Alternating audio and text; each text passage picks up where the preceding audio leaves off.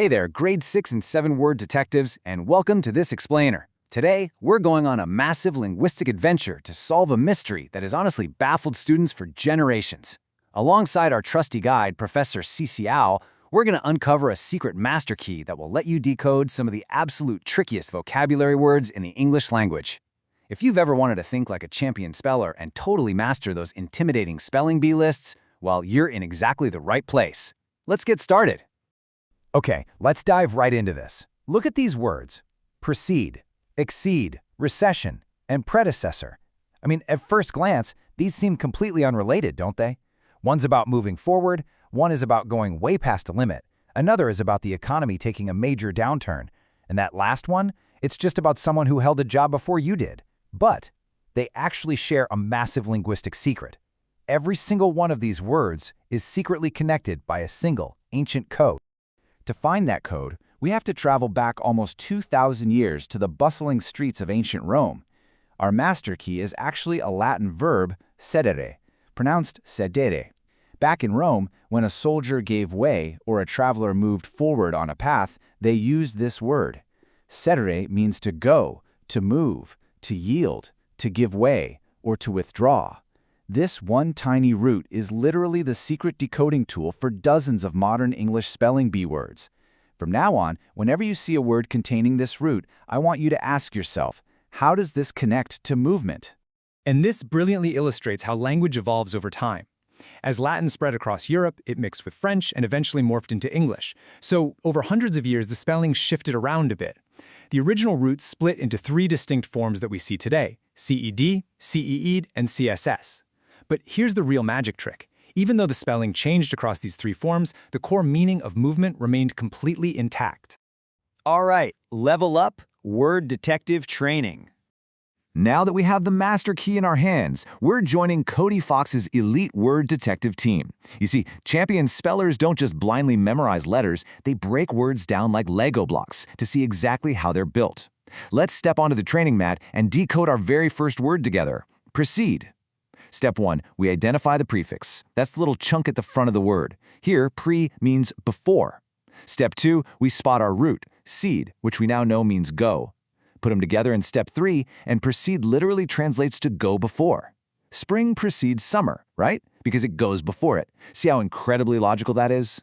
Think of prefixes as superhero badges that sit right at the front of words and dictate the exact direction of the movement. Let's look at our roster here. Pro means forward, so precede is moving forward. Re is back, kind of like hitting a rewind button, making recede mean go back. Ex means out or beyond. Think of an exit sign. So to exceed is to go beyond the limit. Con means completely, so concede is to completely yield. And ce means apart, making secede mean to move apart or withdraw from something. But the prefix team absolutely doesn't stop there. Check these out. Inter means between. So when you intercede, you're literally going between two people who are arguing to help them out.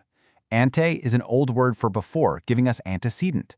Suc means after, so a succession is just things moving one after another. And ac means toward, which is exactly why having access means you have a way to move toward entering a place. These prefix badges unlock the vast majority of a word's meaning instantly. It's a total game changer. Now, on the back end of the word, we have the suffix factory. Suffixes don't change the direction. They actually change the word's job. They turn actions into people, states, or processes. The ion or scission suffix turns a move into a state of being, like a recession. The ant suffix means doing something, like incessant, which means continuous doing. And or turns it into a person, giving us predecessor. And ural makes it related to a process, giving us procedural. It's just tagging the end of the word to tell us how to use it. Uh-oh, here we go. Boss battle. Spelling bee traps. We are stepping before the infamous bear judge, and we need to be extra careful of his traps. Trap number 1, precede versus proceed. Notice the distinct spellings here. Think of Speedy Bunny when you hear precede. PR means forward, so Speedy is moving forward, and it's spelled CEED. But proceed is completely different. PR means before. Imagine someone leading a big parade before everyone else. That one uses the CEDE spelling. The direction matters, and so does the spelling.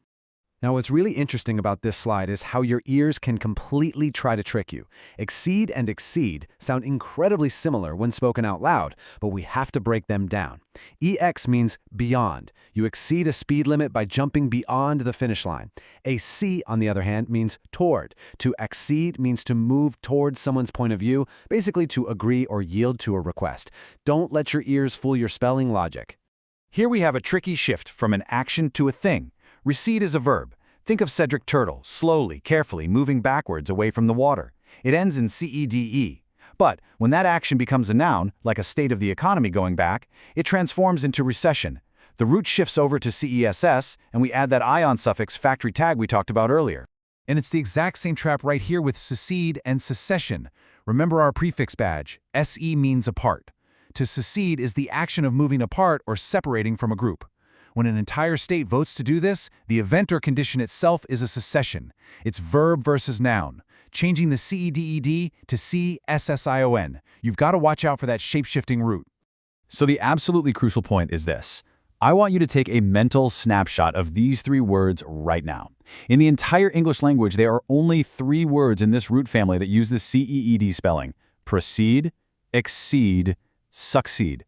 That's literally it. Not CEDE, not CESS. If you memorize these three famous exceptions, you will dodge the absolute biggest traps the bear judge can throw at you.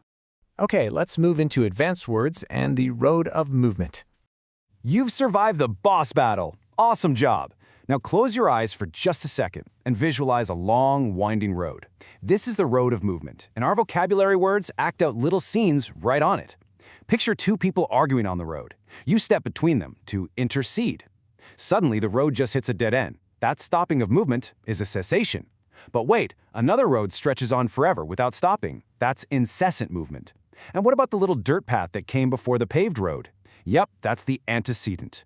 Let's tackle an advanced chunking challenge with some highly intimidating words. Predecessor looks terrifying on a spelling bee list, right? But chunk it.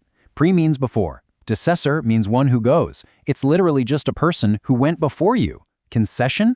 Con is completely, session is giving. It's completely giving something up. Retrocession? Retro means backward, giving something back. Using your prefixes and suffixes turns these monster words into, like, basic math equations. All right, you've trained hard. It is time for the ultimate spelling quiz. All right, word detectives, grab your imaginary buzzers. Question number 1. Look really closely at the prefix. What does precede mean? Is it A, go forward, B, go before, or C, go back? Think about that parade we talked about. Think about your prefix badges. I'll give you a second. Lock it in. Boom! If you said B, go before, fantastic job. You correctly identified the prefix, meaning before, and connected it right to the root seed, meaning to go. You didn't fall for the proceed trap. Okay, question 2. Switching it up. I'm going to give you the meaning, and you have to give me the word. Which word means to go beyond? Think of the prefix that means beyond or out, and visualize someone running right past the finish line. What is the word? The answer is exceed. And remember, because it's one of our famous 3 exceptions, it gets that special CEED spelling. X plus seed equals go beyond.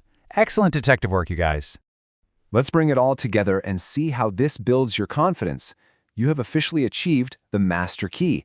You know the roots, CED, CED, and CSS. You know the core meaning, go, move, yield, or give way. And you memorized the famous 3 spelling exceptions, precede, exceed, succeed. You are no longer just memorizing random lists of letters. You are actually understanding the very building blocks of the English language. So, word detectives, I leave you with this final provocative challenge. Now that you have this master key, your brain won't be able to ignore these words. They're going to pop up everywhere. Where will you spot CED, CEED, or CESS next? Will it be in your history textbook? On your next vocabulary test? Maybe just in a news article? Keep your eyes peeled, remember the secret of movement, and keep explaining the world around you. See you next time.